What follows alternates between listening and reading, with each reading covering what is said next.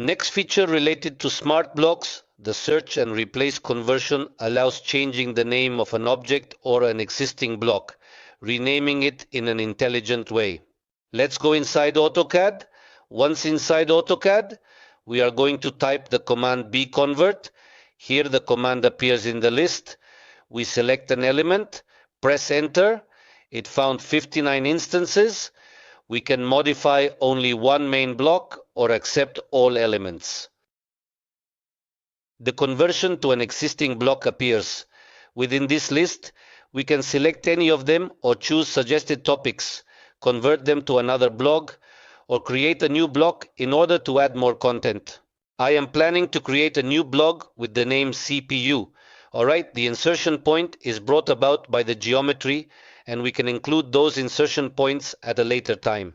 We accept within these options when indicating with the list command. For example, to verify the changed name, here you are observing it and what changed within this whole concept. Let's see. Ready. 2 commands changed or were integrated, 3 variables, solution to recognized issues within the version. Here you have an extra topic on the use of this new functionality.